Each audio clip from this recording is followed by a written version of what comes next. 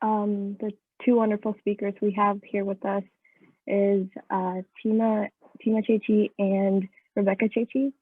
So a little bit about Teema Chechi is, so her days are filled with fun while she's caring for her two adorable toddler boys. She makes time for her interests in music, exercise, baking, and cooking. And before her days were filled with her toddlers, she worked in the financial industry for several years. She also traveled to 17 countries, and she's a proud graduate of the Rensselaer Polytechnic Institute. Also, she has spent 2 years as a missionary in India, Australia, New Zealand, and across the United States. Most of all, she loves Jesus and she loves to share her faith with others. A little bit about Rebecca is that she's a radiant woman from New York, and she is currently working as a pharmacist. She graduated from the University of Sciences in Philly in 2018. Her hobbies include running, teen ministry, organizing events in the Northeast to build up the church, and laughing. Her zeal for Christ overflows from her heart, and her joy is contagious. Along with our speakers, we also have Father Roy Joseph here with us. He's a priest at the Montserrat, which is a Jesuit retreat house in North Texas. He has a degree in medicine, and he is a bi-ritual priest from both the Latin and ceremonial rites. He will be here to answer some questions for us.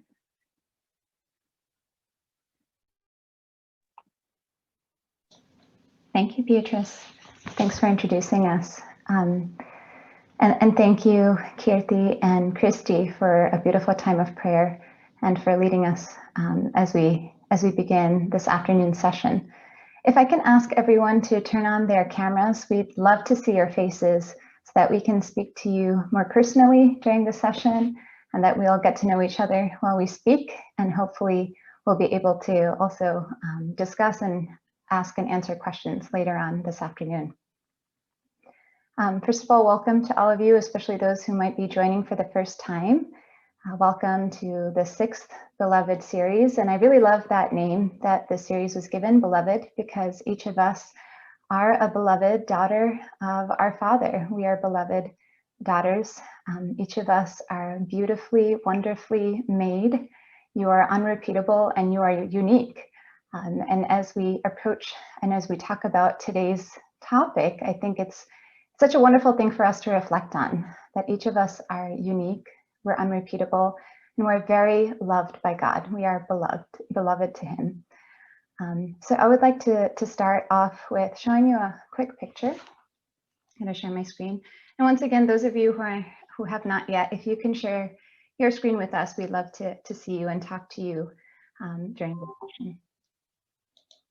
So I'm going to show you a quick picture here. This is my beloved. This is my husband.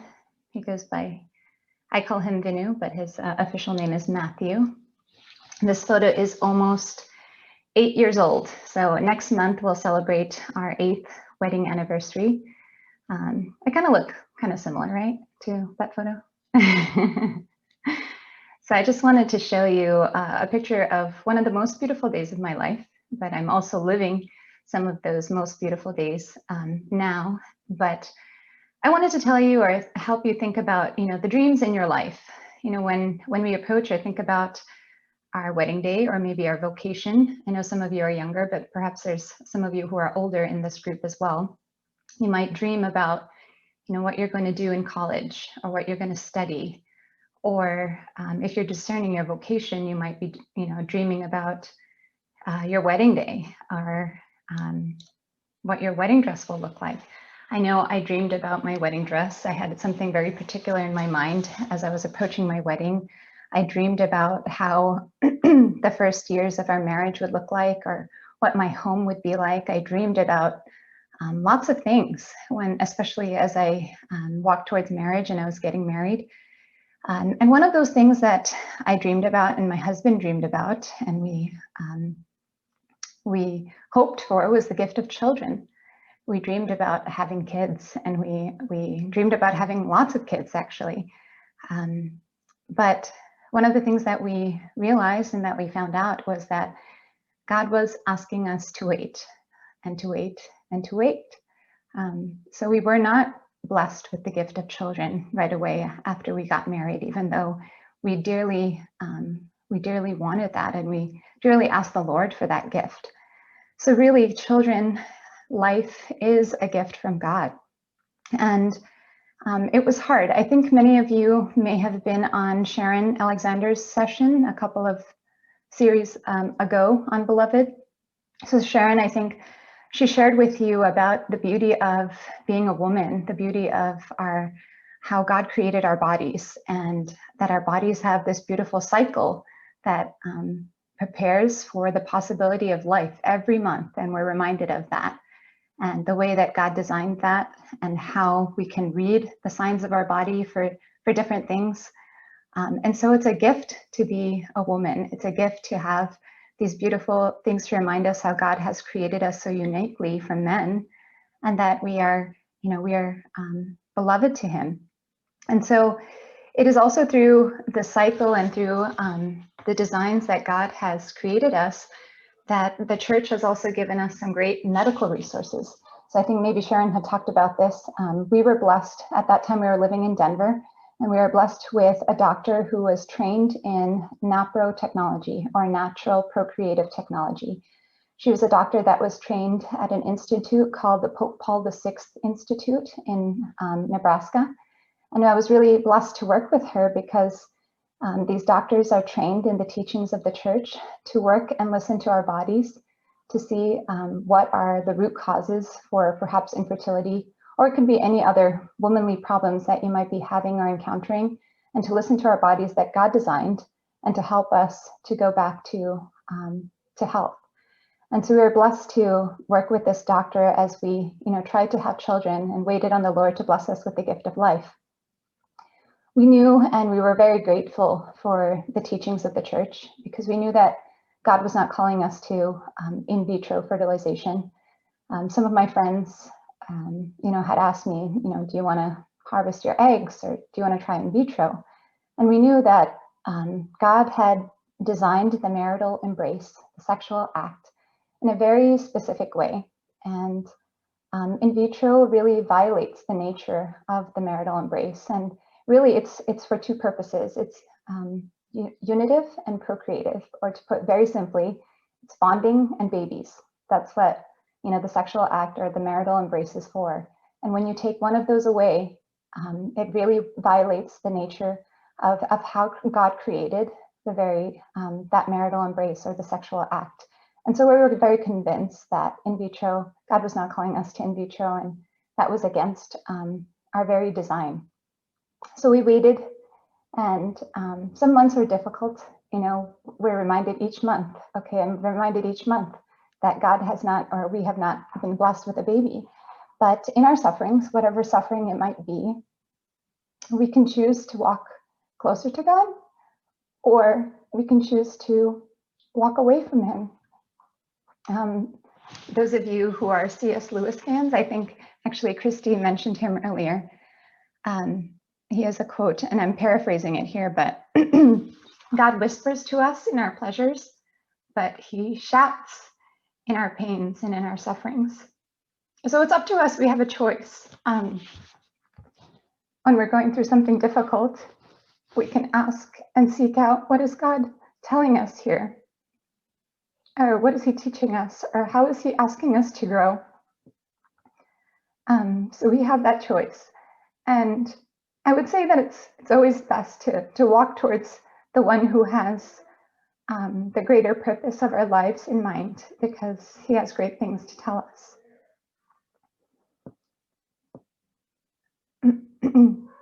So we continue to wait, but at the same time, we didn't let this cripple our marriage. We had a lot of fun. We traveled a lot. We knew that we had to allow our marriage to be fruitful in other ways. So we continued to ask God for the gift of a child, for the gift of life. And about 3 years into our marriage, in December 2015, God blessed us with our first child.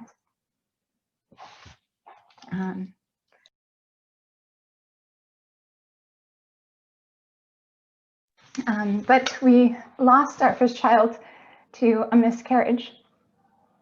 But the beauty of our faith and the beauty of the teachings of the church is that we believe that life begins at conception.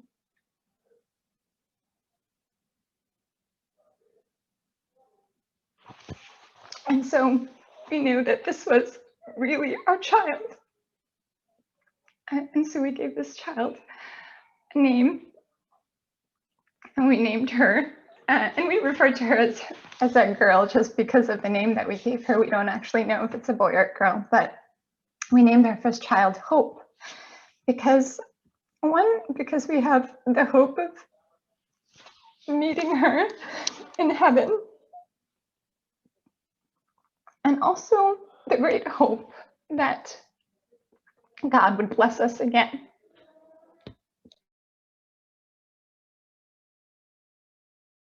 And I think the beauty, again, of our faith is that we treasure this child because God has truly given us the gift of life. And we still celebrate her every December 7th, which is the day that we lost her. We celebrate her birthday into heaven. So she is very much a part of our lives, very much a part of our family. And we're so grateful for her intercession for our family in heaven, as she's in heaven. And so we ask for her intercession very often.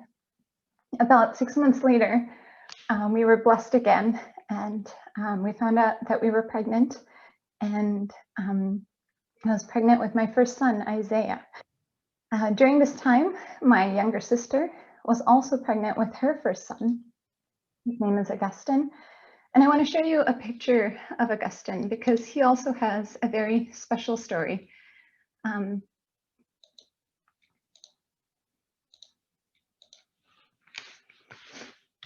This is my nephew, Augustine. If you see Augustine, he looks very tiny in this picture. He was born at 26 weeks and just about 2 pounds. So he's called a micropreemie. He's born very young. You can see his skin is almost translucent still. And obviously all of these attachments to help him to live and to thrive and to grow during the time that he was still supposed to be in the womb.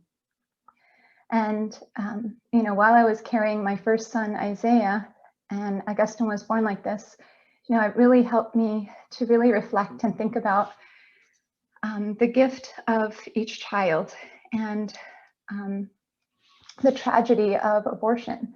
There are children that are this age, 26 weeks, some younger and some even older, who are able to be terminated in some states in the United States. And they're not given the medical aid that Augustine was given to survive and to grow and to thrive. So I just wanted to show you that, God has blessed us with so many medical advances, and we are so blessed to be able to use them to help us to live and to grow and to thrive. But sometimes we can also use medicine in a negative way, in a wrongful way that can hurt lives. And the beauty of the church's teachings and the beauty of how God designed life is that it is to be cherished always. There's nothing contradicting there. The church and our Lord cherishes each and every life. And so I just wanted to show you how delicate and tender these voiceless babies are, and how we need to defend them, and we're called to defend them. But continuing on, I want to say that Augustine is now 4 years old. My nephew is 4 years old, and he's had many other challenges in his life, but God has brought him, and he is really the miracle of our family. And so it's just been beautiful the way that medicine has helped little babies like Augustine to thrive and to grow. My first son, Isaiah, was born in February 2017, And a few months later, we found out that we were pregnant again. God has a very funny sense of humor, right? He makes us wait for about 5 years, and then he gives us 2 babies in one go almost. So we were pregnant with Joshua a few months later. But at his 20-week ultrasound, they found multiple signs of Down syndrome for Joshua. And this was, kind of shocking, because you don't go into an appointment thinking about, different diagnoses or things that could go wrong. And so it made me think and reflect and pray a lot about, what do we base our worth on? And sadly, in society today, we base the worth of each person on what they can do, or how, what they have achieved, or what they're going to achieve, or their accomplishments. But that is not what the church teaches or what God looks at. We are made in the image and likeness of God, and our very life is what gives us our dignity and what gives us our worth. It doesn't matter what we're going to achieve or what we're going to do, or how much we're going to do. It's the life itself. It's each person's life itself that makes us valuable and worth our dignity. Joshua was born in March of 2018. He did not have Down syndrome, but it gave me a heart that opened myself, that experience, to accept any child, because every child is a gift from God. And I see, when I do encounter children with Down syndrome or disabilities, I praise and thank God, first of all, that their parents chose their life and chose to give them life. And I praise and thank God for allowing us to know how much we're loved just based on who we are and our lives.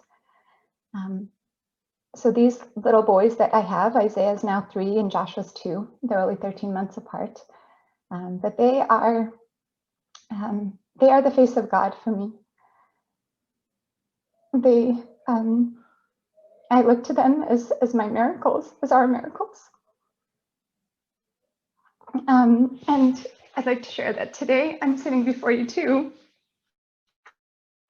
with another miracle in my womb.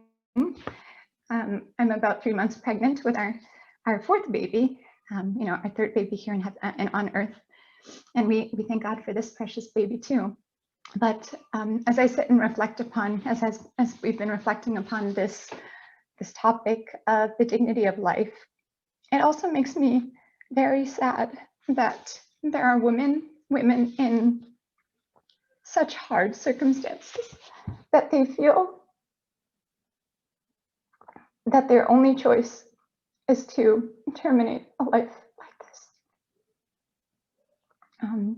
Just several weeks ago, at my 7-week appointment, I saw my baby's heartbeat, and I saw my baby dance around.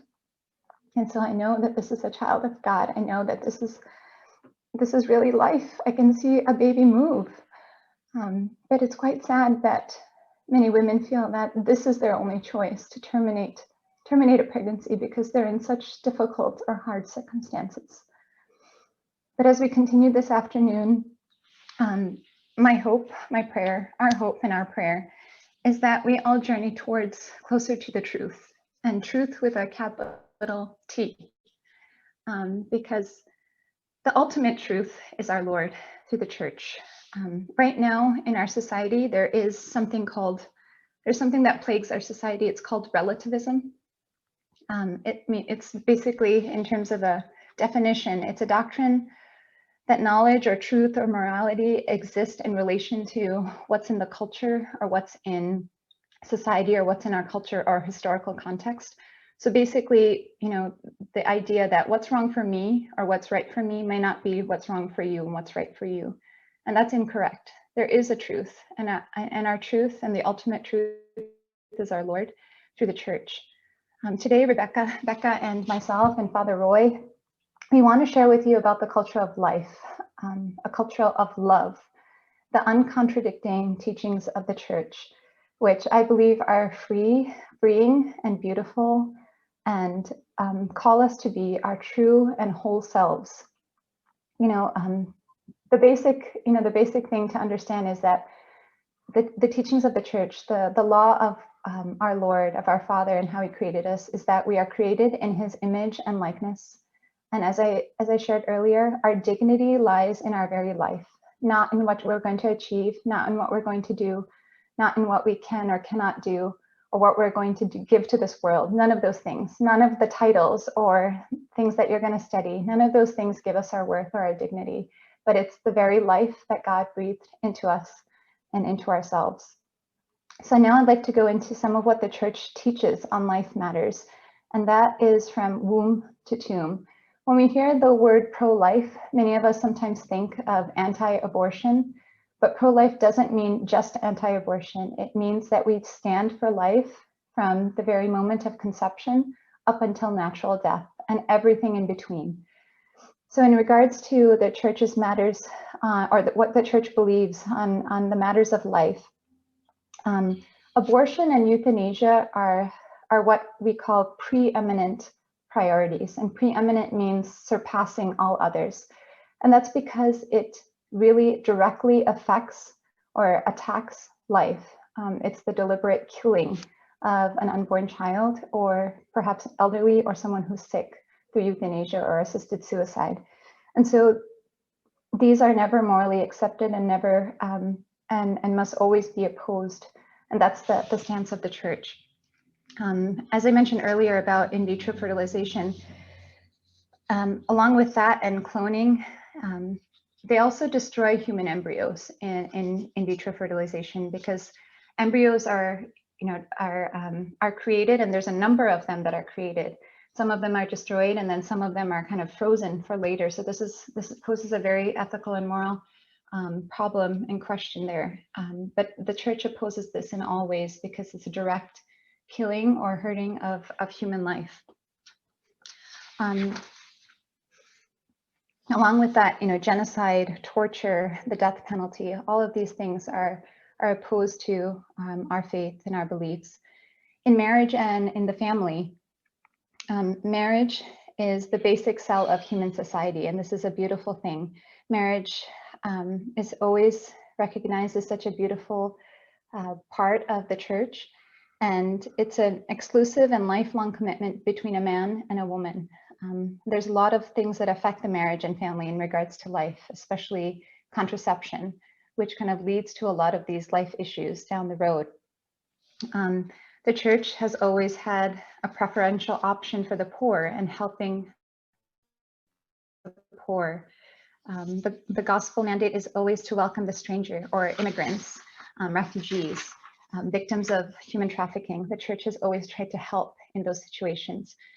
It's also important for us to combat any unjust discrimination. So this could be discrimination based on race, on religion, on ethnicity, on also disabling conditions. So those who are, as I mentioned, might have Down syndrome or any other types of conditions that limit them.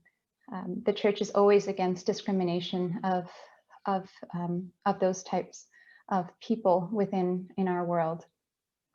So these are some of the ways in which the church is promoting the dignity of life, the things that they stand against and the things that they support and stand for. But again, the threat of abortion really is the preeminent issue and what we hear about the most, just because it directly attacks life itself, and it takes place in the sanctuary of a family. And it's also because of the number of lives destroyed. That is the largest number, and it's quite shocking. At the same time, we're not saying that we can dismiss or ignore other serious threats like racism or poverty or the death penalty, but really abortion and euthanasia are the preeminent priority. So to talk more about abortion, I'm actually going to transition over to Becca. She's going to share with us a little bit more about how we can come to a logical thought process on why abortion is always wrong, and also how we can all cultivate a culture of life together. Wow, thank you, Teema Chichi. I have to catch my breath because that was just so powerful and so beautiful. So thank you so much for sharing. But going off of what Teema Chichi said, that my life is a gift. And all of you beautiful women, I'm so happy to see how many people have joined, and the gift of this webinar series, like the way that it's so well planned and prayed for and loved. It's such a gift to be a woman and to have this community. So I want to talk about abortion. But before I talk about that, I want you all to know that your female body, our female body, is such a gift. And fertility isn't a disease, it's a gift from God. And with our body, we have that capacity to love and to bring others to God. And being pro-life, I think, is being pro-woman. It's women's empowerment, because it says that we don't need to kill our children to achieve our goals and dreams, that we can give life and have life in abundance.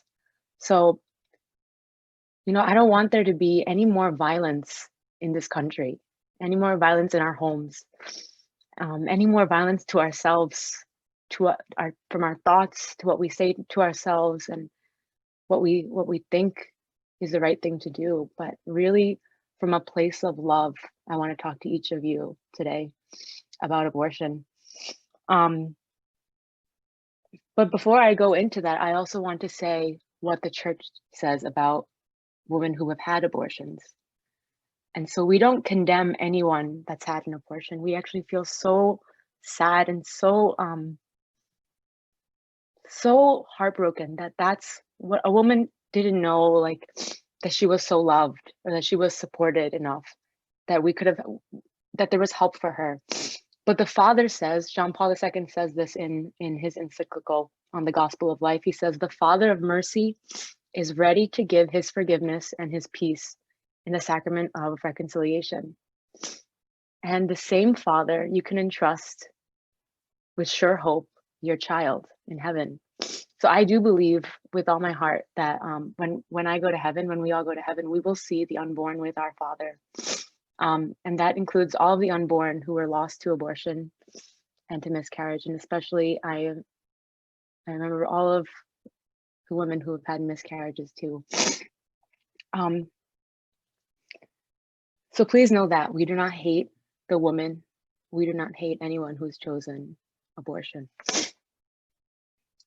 But I do ask people, what do they think about abortion?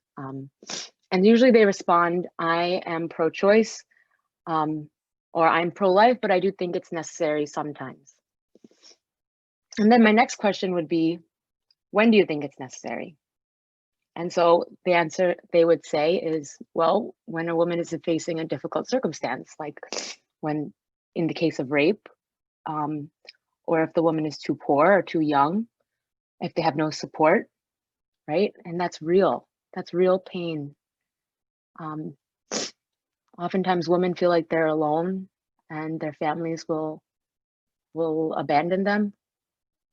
One time I had a friend who was at an abortion facility, and there was a father who came with her 12-year-old, maybe 13-year-old daughter.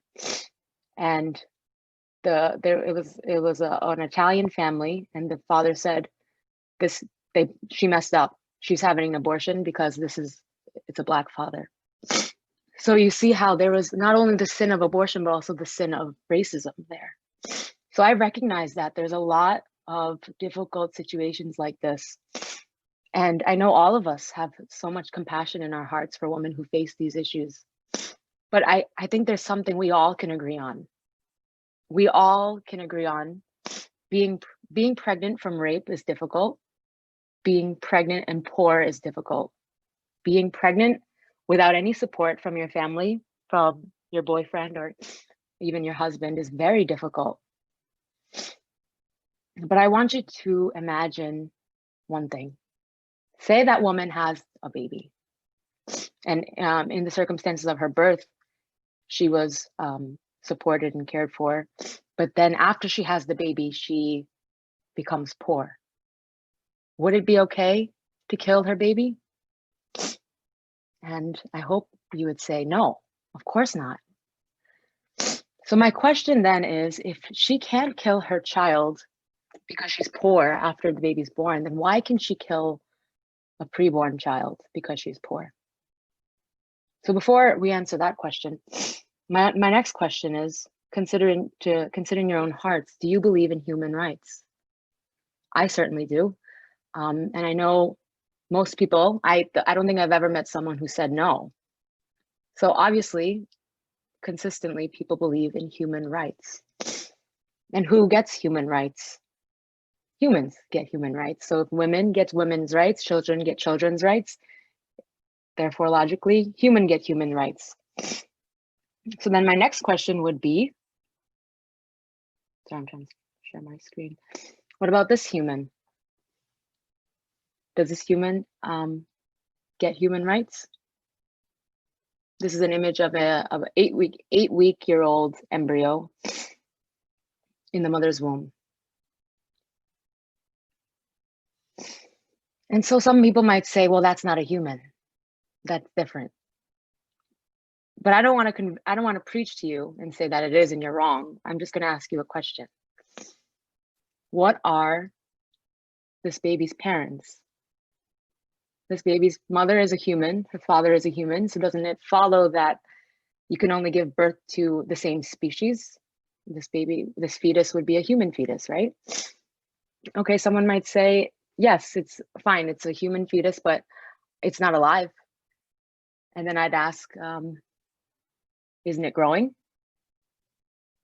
So then someone might say, there's a huge difference there. A fetus or an embryo is not as human as you and I are.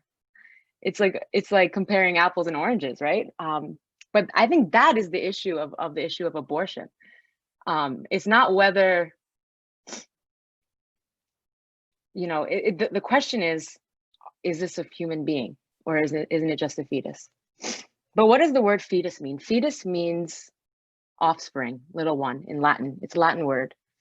So I would say, what type of fetus is this? The image I just showed you. There are dog fetuses, there's dolphin fetuses.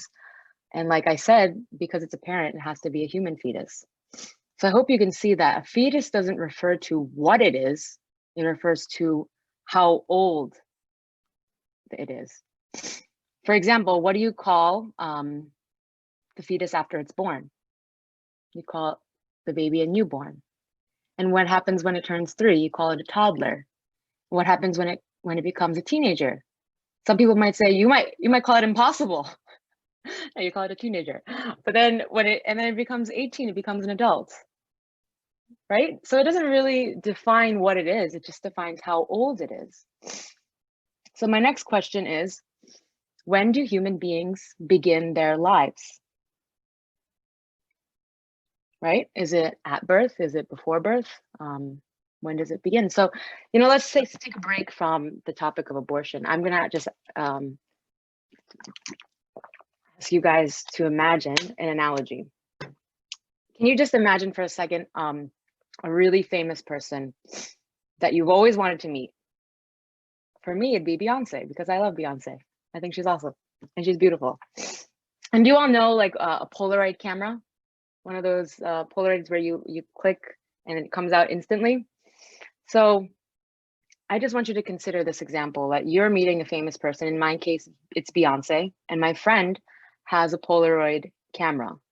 And she snaps an image of me with Beyonce. Somehow, Beyonce is just in front of my face for a split second, and my friend captures that perfect moment. And the picture comes out, and you know how you just shake it, and it's a black blob at first, but if you shake it, it becomes an image, right? And even if Beyonce walked away, I'd still be pretty excited. Like, I got a really nice picture with Beyonce. This is like a dream come true for me.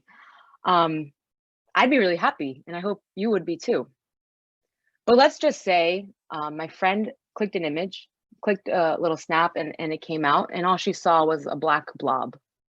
And she saw this black splotch or blob, and she just is like, oh, this is just nothing, and throws it away. I would be so mad, and I hope you guys would too. I would say, I would explain myself if she asked why I would get upset. I would say, that wasn't just a black blob. That was an image of me and Beyonce. That was a picture. It just needed time. It just needed time to develop. Why would you do that? So I want you to consider then back to abortion. We were all captured in an instant of fertilization, but we just needed time to develop. Everything was already there. So who gets human rights? And I would say the one-celled embryo gets human rights, not because of how old she is, but because of what she is, a member of the human family, which is what the United Nations has a Universal Declaration on Human Rights. And this was written in 1940s, because if you all remember what happened in 1940s before was the Holocaust. And so they said, after the atrocities of the Holocaust, after the total destruction of personhood and the terrible things that occurred in the Holocaust, the UN released this document saying that no person can be deprived of their humanity, not really based on ethnicity, religion, sex, or any disability. Because, and I also would follow up and say, age shouldn't be a basis for personhood. So the issue isn't whether this is a human being or not. Some people might say, yeah, it is a human. It is clearly a human being. But you know what? It doesn't matter, because the woman still has a right to choose. A woman still has control of her body. But I want everyone to be very clear with our language, because there's a lot of media frenzy and a lot of signs that say, my body, my choice. I'm a feminist. What does that mean? A woman's right, a woman's right to choose. Choose what? Can a woman choose what color she wants to cut her hair or dye her hair? Yeah, of course. What shoes she wants to wear? Yeah, of course she can choose. But I cannot support a woman's right to kill her child. And that's because I'll give you an example how a woman, doesn't have total autonomy when it comes to the unborn. When I was in pharmacy school, we learned about a drug called thalidomide, and that was taken in pregnancy to ease nausea, especially during early pregnancy. And over time, babies were being born without limbs, without arms, without legs. And it was quickly realized that it was because of this drug, thalidomide, and that drug was quickly withdrawn from the market. So I would say I think it was a consensus that it was withdrawn from the market because it's cruel to take something that would deliberately harm a baby or dismember a baby, and cause that for a child's life. So how then does it make sense if we would withdraw something that hurt a baby? Why would we tolerate something that killed a baby? And the United Nations, they also have, for countries that do allow the death penalty. The death penalty is another topic that we can discuss, but they do say that on countries that do allow the death penalty, it should never be given to a woman who is pregnant. So say Teema and I suddenly did a crime, the same exact crime that warranted the death penalty. I hope and pray to God we never get to that day, but somehow we both end up in this situation. The United Nations says that Teema should never, under any circumstance, get the death penalty. And I'm out of luck. I guess I could get it. But why? Because they recognize in Teema's body, there's another innocent child. There is an innocent human being. And there's a consensus that it is wrong to kill an innocent human being. So if it's wrong to kill an innocent child, a preborn child by death penalty, isn't it wrong to kill a child from abortion? And a lot of people don't consider abortion killing. They consider it a medical procedure that expels the content of the uterus. Do you see all the euphemisms there? I asked my CCD kids once, what is a pregnancy? What is it an abortion? And they said, it's just terminating a pregnancy. And I said, well, doesn't birth terminate a pregnancy? But there's a key difference here. Abortion terminates the child. And I don't want to get into all the specifics of the abortion procedures, but I do encourage you all, especially if you do support abortion. I don't judge you, but I just want you to be informed. Go to abortionprocedures.com and you will see the different types of abortion procedures explained. Let me see if I can just pull this up very fast. Okay, this is abortionprocedures.com, and this is a doctor. His name is Dr. Anthony Levantino, and he has done over 1,000 abortions in his life, and he had approached pro-life conversion. So he explains in all these videos, you know, based on the different trimesters. The first trimester is usually done most abortions happen in the first trimester, where it's a surgical aspiration. And then the second trimester would be a D&E, where they would take a clamp like this and pull apart the baby limb by limb, from arms, legs, and eventually the body and the head, until all is removed. And then there's a third trimester abortion, which is called a D&X, or you can also have it an injection, and the baby is killed and given as a stillbirth. But clearly, if there are human parts coming, we're talking about a human being. And just to wrap up, people often say, you know, pro-life is just pro-birth. They don't really care about the woman. They don't care about the baby after the baby's born. But I cannot tell you what a lie from the pit of hell that is.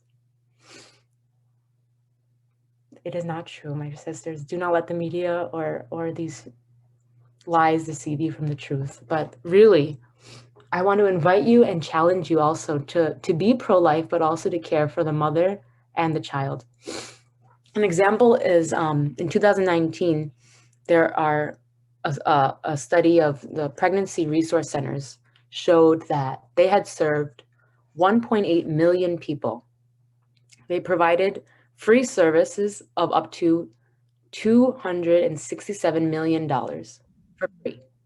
They carried out almost 490,000 ultrasounds, and they gave parenting courses to over 300,000. They provided over 1 million packs of diapers. But not a single pregnancy resource center was run by a pro-choice activist. I'm sorry to say that. All of them were run by pro-life, pro-woman, pro-family people, pro-love people. And that's the message that we want to send across. That we want to love the woman and the child, no matter the circumstance, because your life is precious and their life is precious. So just to end my thoughts, I would say that each one of us was a one-celled zygote, embryo, 8-week, 12-week. And when we were so small and a baby, like a tiny little child, as small as the one that's in Teema Chichi's womb, our mother chose life for us.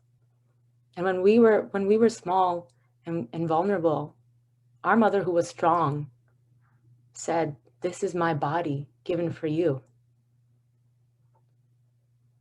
And so we all have to thank our mothers for the gift of life and to thank God for the gift of life.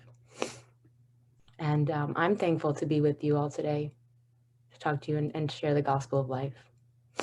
I think now we're going to move into a time of question and answer. And so we'll take any questions. We also have Father Roy, who I'm so happy to see. It's so good to see a father with us. So thanks, Father Roy.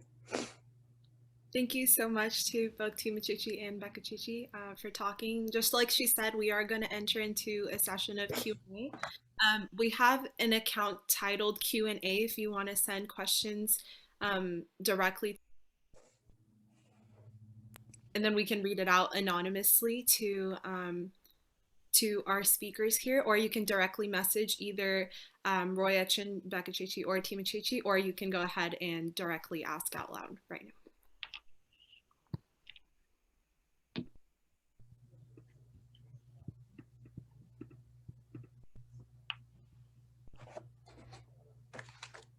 And while we are waiting for questions, we wanted to let you know that we're going to send out a resource sheet after the session through your emails. So a lot of the things that we talked about, a lot of reference materials, things about what the church believes and what the church teaches on life matters. We have direct links for you, so it's a lot easier. Becca has put together a lot of national resources in terms of pregnancy or pregnancy support for women who choose life. I've also put in there a number of volunteer opportunities in the Dallas area. If any of you are really feeling this on your heart to be part of the pro-life movement, whether it be to help the poor or to help those who are in need, or really to help women who are in crisis pregnancies, there's a number of places here within the Dallas metro area. There's pregnancy like homes that are open to women who are homeless, who choose life and need support. All of those resources are going to be in that sheet, and you can look it up. And I challenge you, if that's something that is really on your heart, look into it. See what you can do. This is how we build a culture of life within our own communities, within our own families. So take a look at that after the session. And just to add, I don't think we mentioned this when we introduced Roy Etchen, but he's a medical doctor and a bioethicist as well, and that's why he's here to join us. If you have any specific questions for him, feel free to say anything, Acha. Well, I did want to just thank you for inviting me. Obviously, I'm not a woman, but I'm looking at a lot of familiar faces. And I think, in my training, and I don't mean as a priest, but just as a human being, as a man, from a male perspective,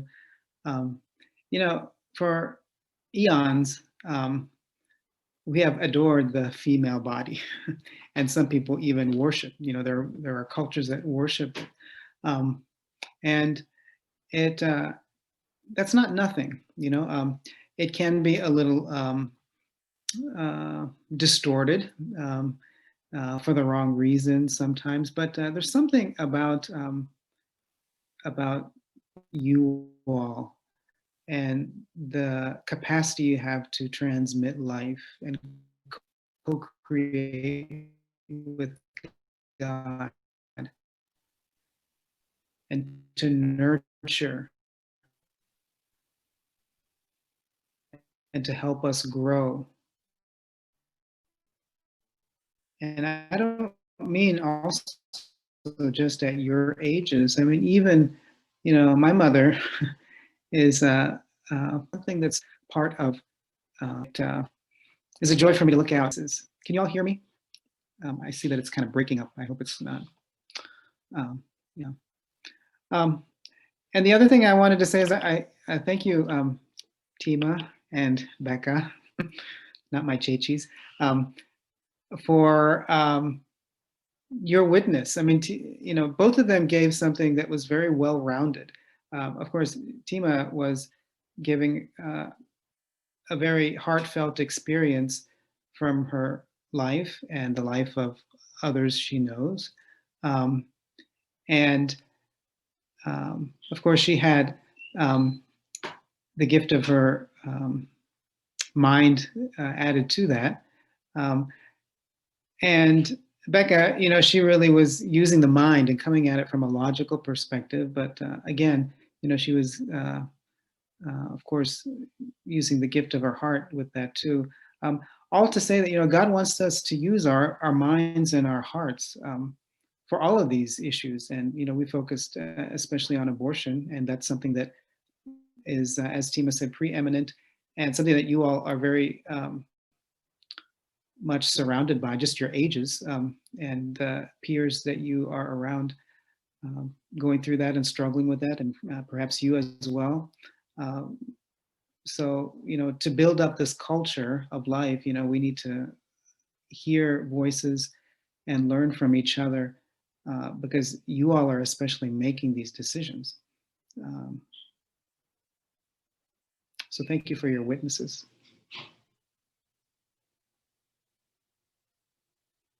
Also, I would like to say that don't be shy if you have a question.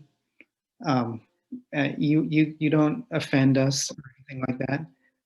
And because of my medical background, I know the human body very well, male and female. So yeah, just if you have a question, don't be shy.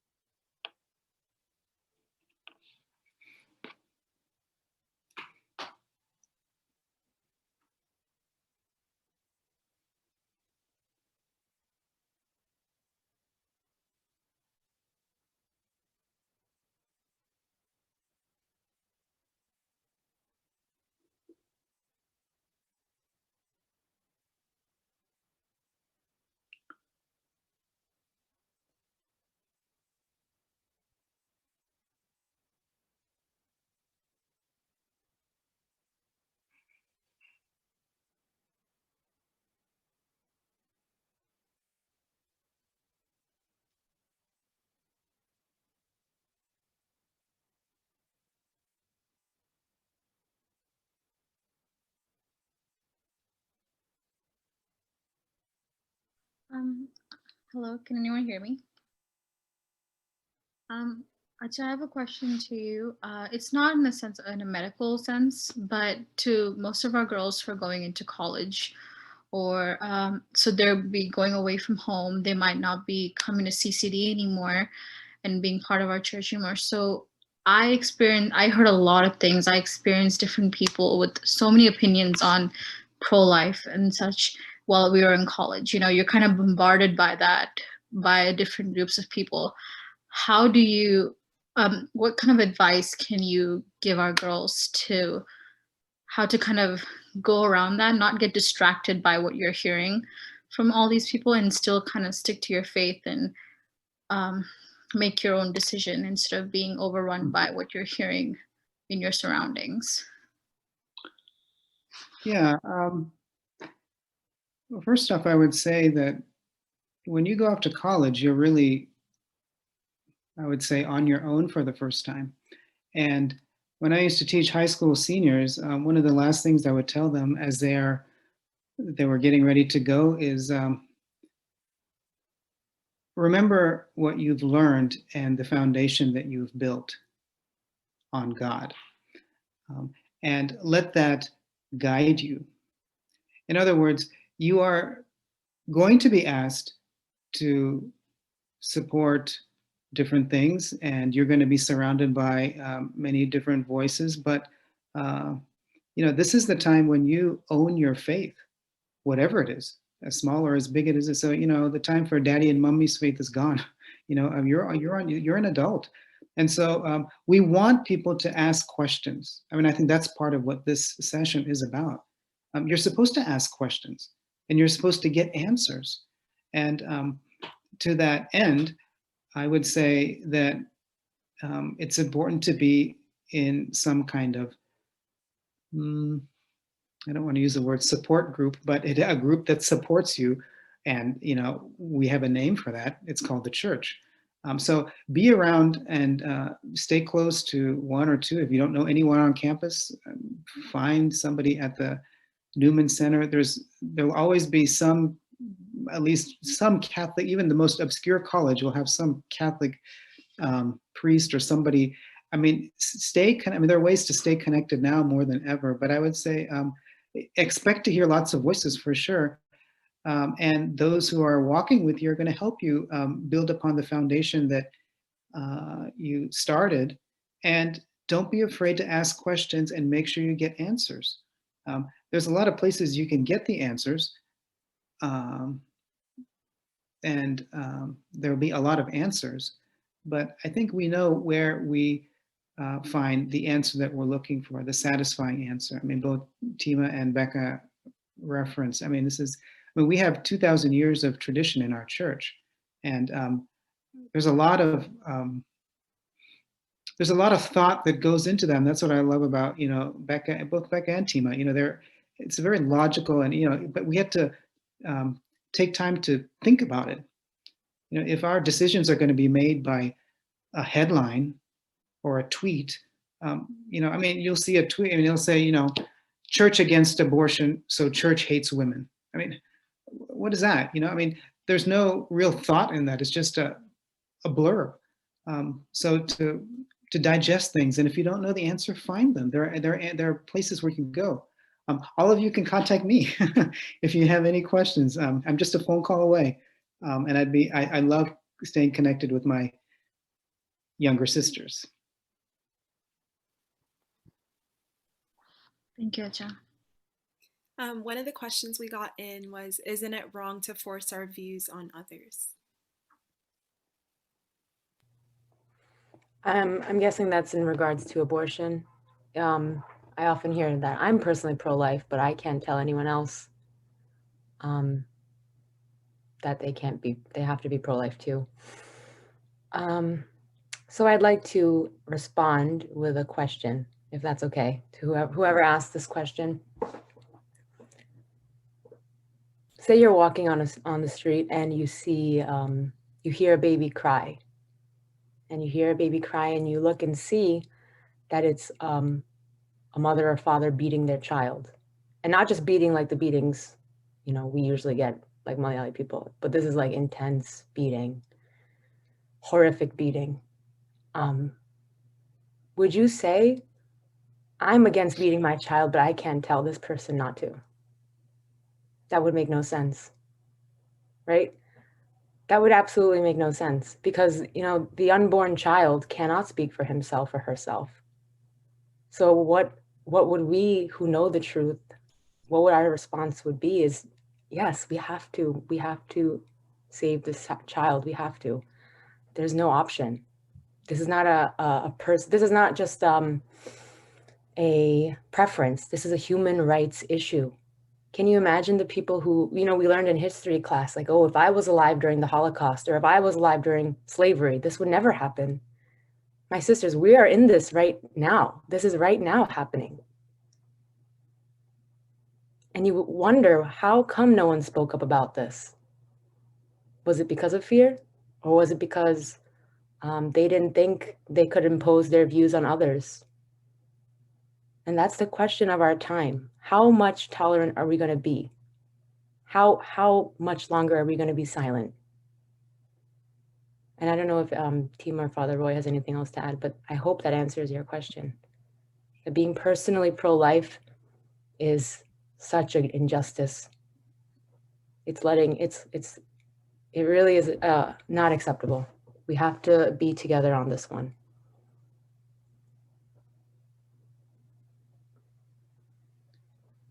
At the end of Matthew's gospel, Matthew 28, Jesus says, go out into the whole world and evangelize.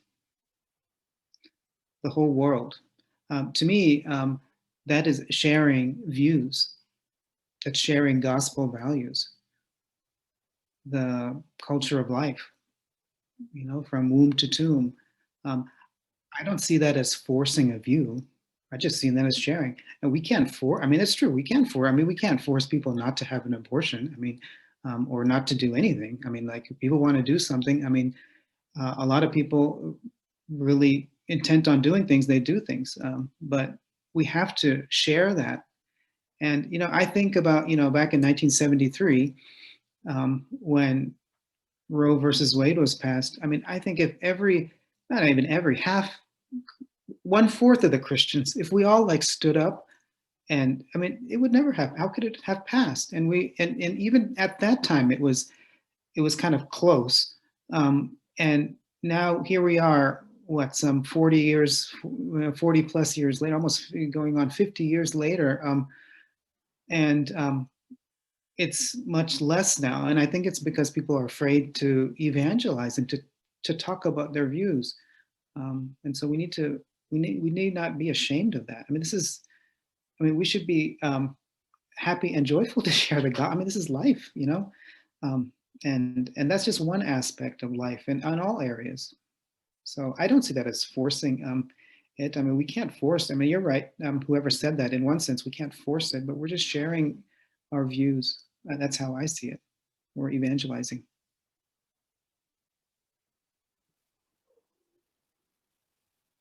Another question we got in was, what church documents can we study about church's view on life? Yeah, I think Becca had referenced it. One is called Evangelium Vitae, or the Gospel of Life, by by Saint John Paul II.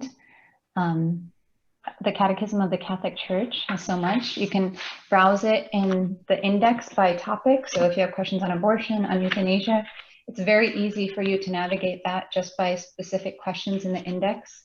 If you have a specific topic on life issues, those are very easy. There's a couple of ones that we're going to send out on the resource sheet. There's some great pro-life movements or like organizations that you can follow, like Live Action. Abby Johnson, who was someone who worked for Planned Parenthood and had a pro-life conversion. She has a couple of ministries and things that you can follow that are helpful, especially in our own for our age and the questions that we get. For YouTube videos, you know, Father Mike Schmitz, Ascension Presents, Bishop Barron, they all have great resources on pro-life questions and the topics of that might be helpful to view. That Becca and Father, do you want to add to that as well? Yeah, just a couple that come to mind. Back in 1968, there was a encyclical along with the Gospel of Life in 95, I think that was, Humana Vitae, and that was something of a groundbreaking document. People know that as the anti-contraception encyclical, and it got a lot of bad press, and it was very hard on Pope Saint Pope Paul VI now. Mm-hmm.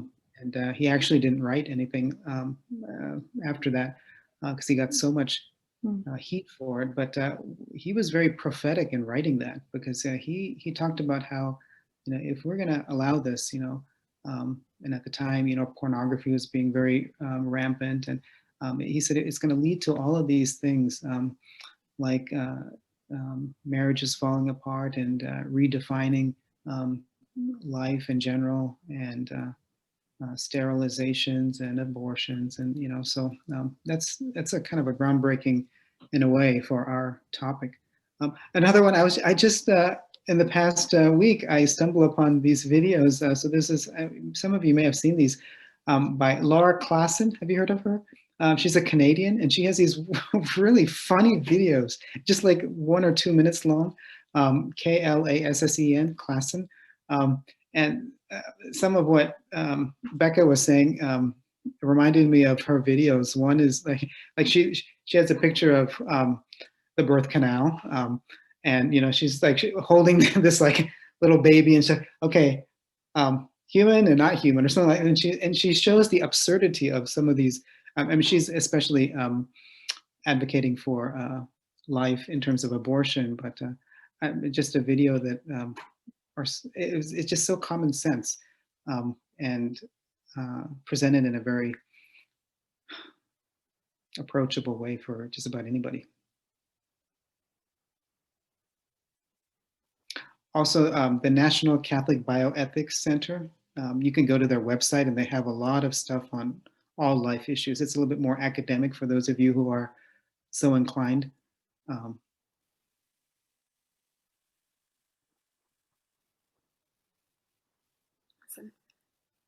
So we have 3 more questions. We often come across pro-choice statements on social media. We feel like helping them or pointing them in the right direction, but get worried by the argumentative nature these discussions can take on social media. Any advice? Sure, I can respond. I think one thing that's also so sad and a big plague in our culture is this social media war that we're in, because people like often, just it's so easy to just repost and tweet and share, and it's so easy to just fall into that trap of I posted a black box on my Instagram, that means I'm against racism. That's what our culture has come down to, and it's so shocking. But in my experience, I've realized that responding back or posting something is not really what Christ is calling us to do, but we're called to speak the truth with love. Because when we get into these arguments, they can just easily become about winning the argument, winning the conversation, spitting out the right statistics and the right study, and sounding so, informed and educated. But really, we want to win the person. We want to be winsome. And only the Holy Spirit can do that. Only the Holy Spirit can change hearts.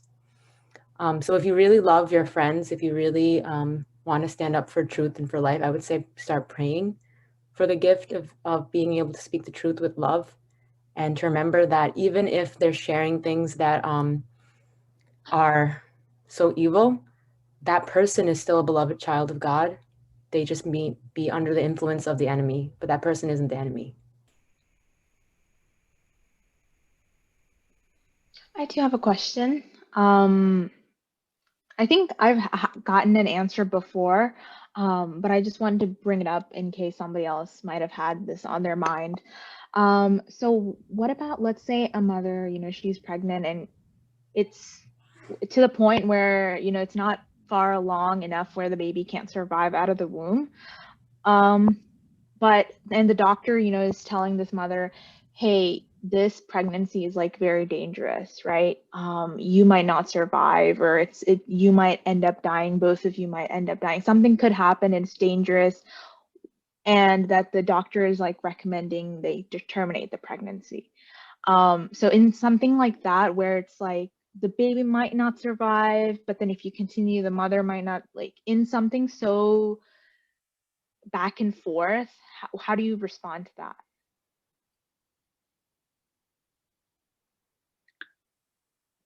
Maybe I'll take that one. Yeah, that's a common question.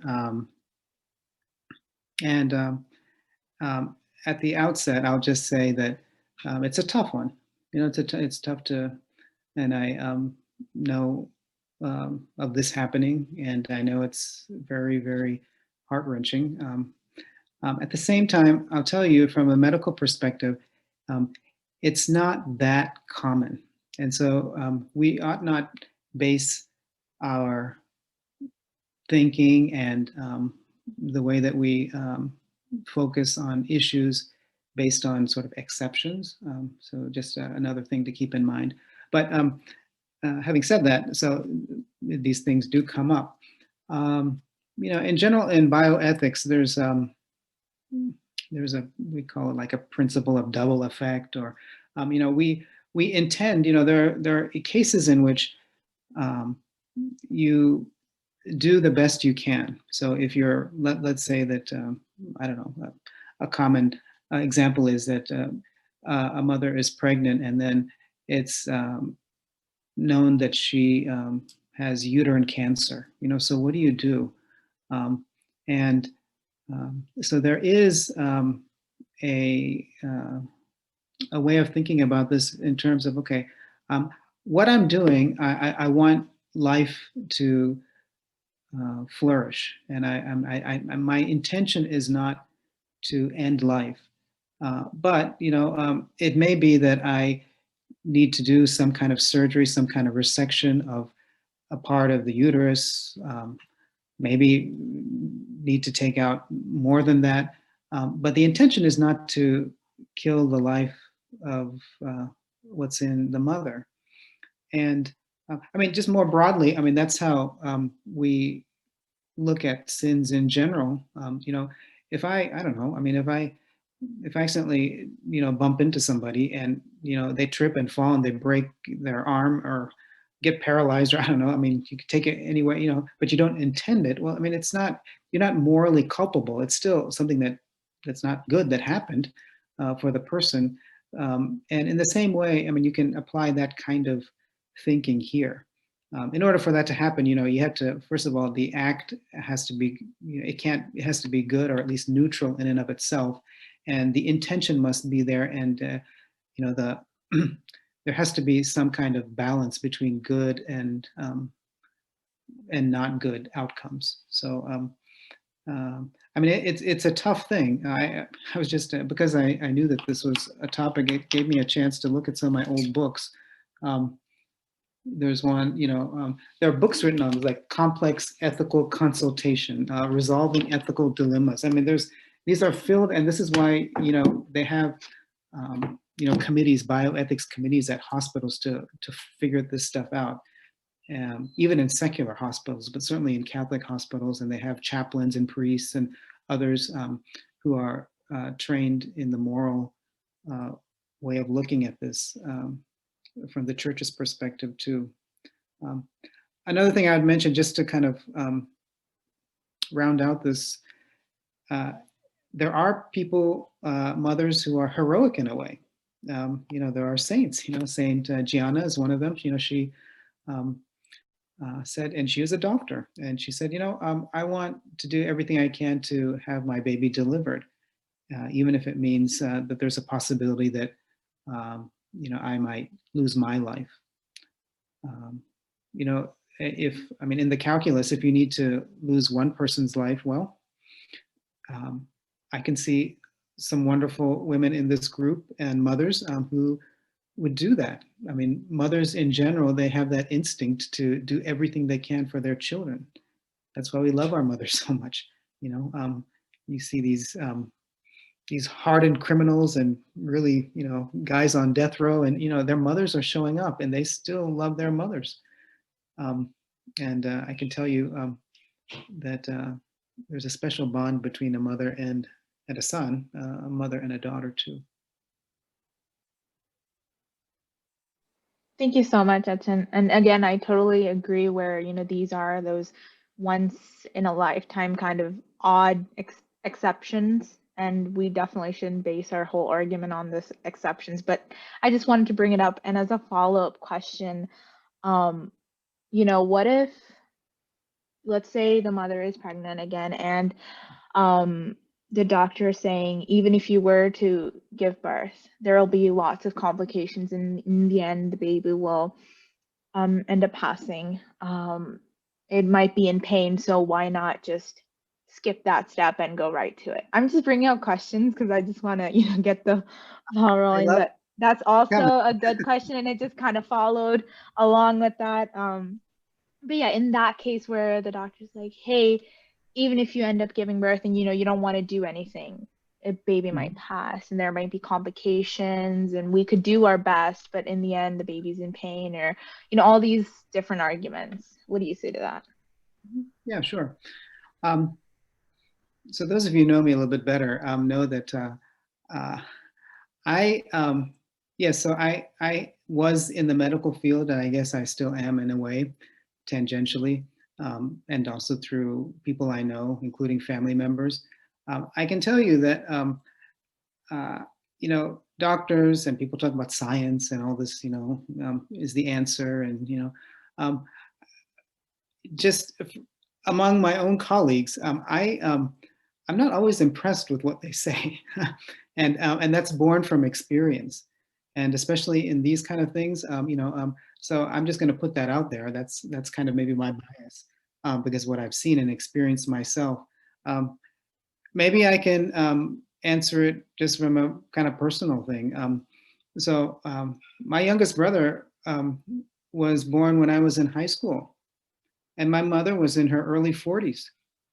And when she was pregnant, the doctor said, "Ooh, you know, we should probably do some tests because this is not looking good." Kind of like what Teema Chichi was talking about earlier, Teema. And I remember, you know, thanks be to God, my grandfather and others saying, "No, you know, we'll pray, you know, the power of prayer, and whatever happens, happens. Praise God that that happened. I sometimes talk about my little brother who's now your age or so. You know, he is um, the strongest among us and most handsome and the most successful, and he's the smartest. I mean, and they were saying, I mean, I'm just giving you objective fact. I mean, he, like, I can tell you awards and things he's won, and um, uh, that was, and people thought, you know, maybe you should think about an abortion. And even I can tell you, there was a Malayali, a friend of ours, and she was an obstetrician gynecologist, and she was asking, and my mother found out about it. She said, you know, is she sad about this? Is she like embarrassed that this happened? Like it was something that brought upon our family some great shame, or is she ready for, you know, this terrible thing that's going to happen? That was how we interpret. She didn't quite say it that way, and I thought to myself, really? And I think to myself now, you know, how sad that is. I mean, she's a doctor. My own mother's doctor had said that. You know, she didn't have a Catholic doctor, and they were completely wrong. And I can't imagine my life without my youngest brother. I mean, I love him to death. So, I mean, I say that from personal experience, but you know, doctors are not always right. I mean, Teema Chechi, she just mentioned, you know, her own son, and it's not always the case. And even if they are right, okay, you know, to me, you know, being a priest and seeing so many people at life and death, and you know, I just, yeah, I just don't buy the fact that, you know, what limited time we have on earth. And I know you're young and you feel like you're going to live forever. You're not. You know, we need to do what the Lord wants us to do. And we know that deep down inside. And so we need to ask the Holy Spirit to give us the courage to do that. Thank you, Cha. And just so that we can wrap up soon, the last two questions that we got on the chat was, right now, when is the actual legal time allowed to kill the child in the womb? And how do we guide someone or get the conversation started if someone we know is considering an abortion? I'll answer that first question in regards to Texas. The Texas law right now, you can get an abortion up to 16 weeks here in Texas, and up to 20 weeks if you have kind of like, I guess, more medical need, or for some kind of medical complication. Texas has more of a stricter law in terms of abortions in comparison to other states. In the state that I was living in, which is Colorado, they're actually going to be voting on a late-term abortion law that's being on you know, voting day on November 3rd. On, you know, you can kill the baby up until right before birth. So different states have different laws, and you can look this up online, but that's what it is in Texas. Yeah, really quickly to add to Teema Chechi's point, I'm from New York. New York is known as the capital of abortion because abortion is legal up until birth, 9 months. A woman, and that's called women's empowerment. But this is a great website. It's called checkmyclinic.org, and you can click on each state. For example, Teema Chechi just said Texas. So you can click on Texas, and you'll see limits of 20 weeks. Just to show you quickly, New York, where I live, limits none. And that just happened this past summer. Governor Cuomo signed a bill that's allowed up to birth, and the Tappan Zee Bridge was lightened pink, and everyone was celebrating these women's rights. So yeah, checkmyclinic.org. I definitely we'll also put that in the resource sheet.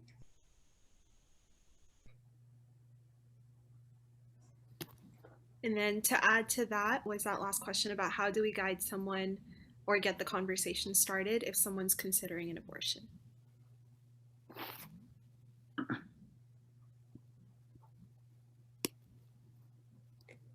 If the friend is pregnant and she is in a crisis, I would say the last thing to do is preach. And the first thing is to love that person and make sure she feels never for a moment that she's alone, or condemn her if she, committed a sin. But really, if you can love her, love will bring life. Like, that's just the gospel.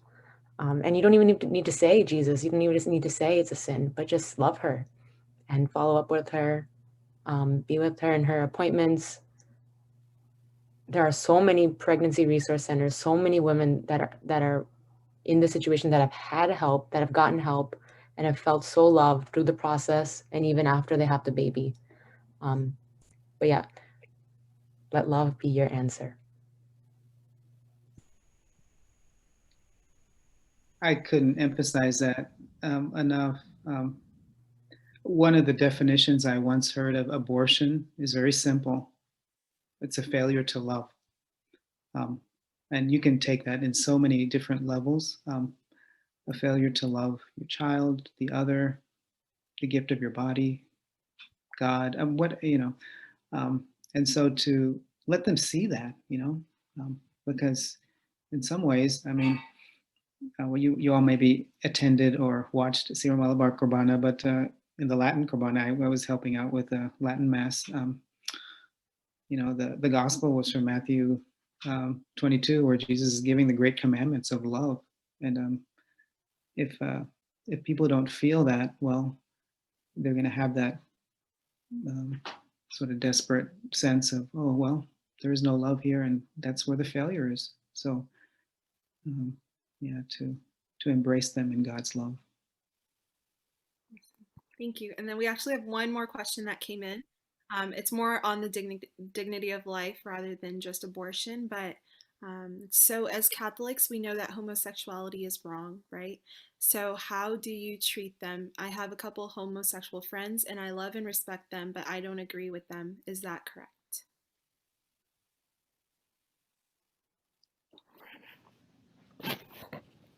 Yes, I think there also the answer is love. We love all of God's children. We are called to love, and God loves them. Yes, homosexual acts are sinful, and we believe that they are wrong in the eyes of our faith and what the church teaches. But we love everyone. And I also have friends that I grew up with, that I went to high school with, college with, who also have this lifestyle. And I still talk to them. I still love them. I am still curious about their life, but I don't support their lifestyle. But I love them, and we should always treat them with love and respect. Thank you. All right, so that looks like all the questions that we've gotten today.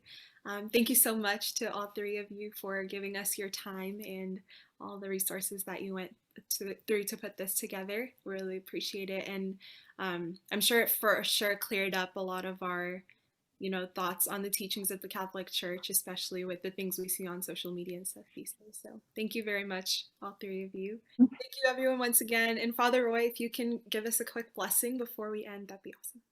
Yes. May the good Lord bless you and keep you. May he look upon you and smile. May he allow you to remember your dignity as daughters of God.